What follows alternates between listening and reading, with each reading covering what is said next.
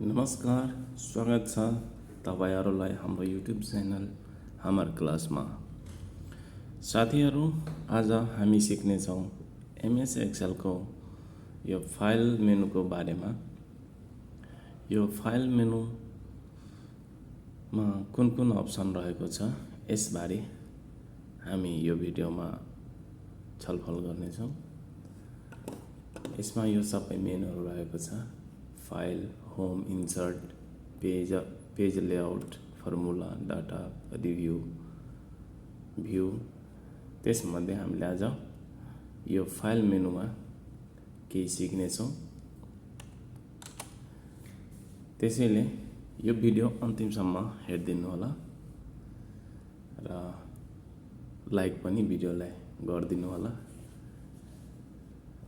तब सुरु गरौं आजको यस भिडियोलाई।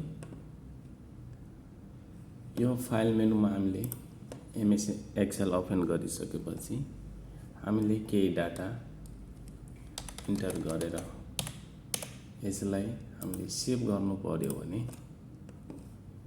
सिम्पली हामीले यो फाइल मेनुमा गएर यो सेभ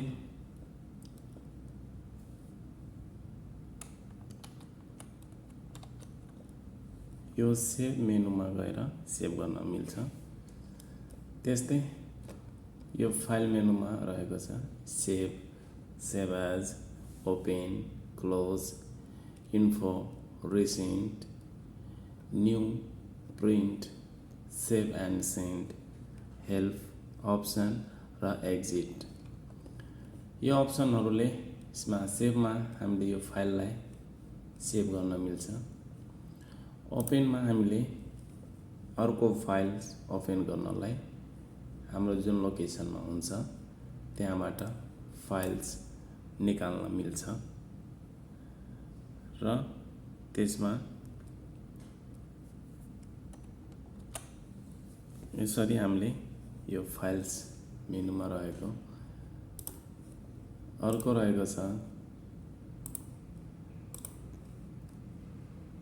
क्लोज।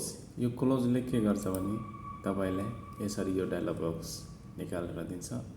अब यसलाई तपाईले सेभ गर्नु छ भने सेभ गर्नु, डोन्ट सेभ गर्नु छ भने डोन्ट सेभ। म अहिले क्यान्सल गर्छु। अब रहेको छ इन्फो। यो तपाईको जुन वर्कशीट छ यसको तपाईले यहाँ इन्फो देखाएको छ। यसमा तपाईले यो एक्सेल 2010 बाट यो अप्सनहरु मिल्छ।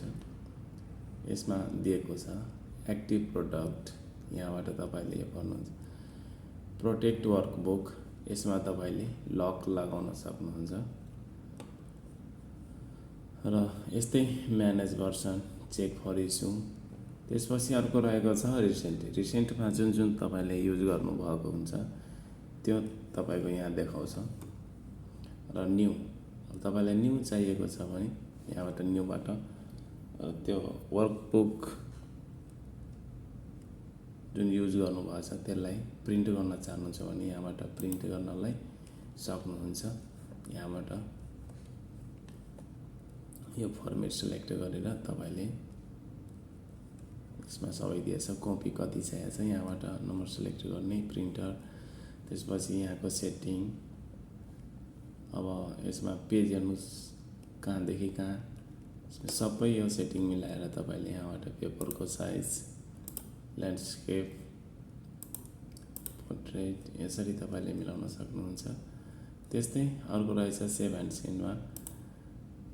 यहाँबाट तपाईले कसैलाई मेल गर्न चाहनुहुन्छ भने यहाँबाट गर्न सक्नुहुन्छ। त्यस्तै यहाँ फाइल्सहरु सेभ गर्नको लागि केमा सेभ गर्नुहुन्छ, share point, change file type, यसरी यो अप्सनहरुले तपाईले युज गर्न सक्नुहुन्छ। त्यस्तै रहेको छ हेल्प र अर्को रहेको छ यहाँबाट तपाईले हेल्प लिन सक्नुहुन्छ र अर्को रहेको छ अप्सन। यो अप्सनमा तपाईले फर्मुलाहरु, जेनरल फर्मुला यहाँबाट तपाईले म्यानेज गर्न सक्नुहुन्छ। यसरी तपाईले सब लोकेसन दिएको छ अप्सनमा गएर। अर्को रहेको छ एक्जिट। यो एक्जिट गर्नुभयो भने तपाईको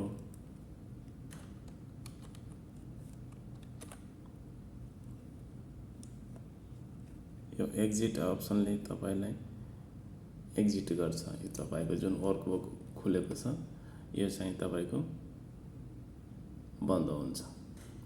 हस् त आजको यो भिडियोमा यति नै। अर्को भिडियो पुनः लिएर उपस्थित हुनेछौँ। तबसम्मको लागि धन्यवाद, नमस्कार, नमस्ते।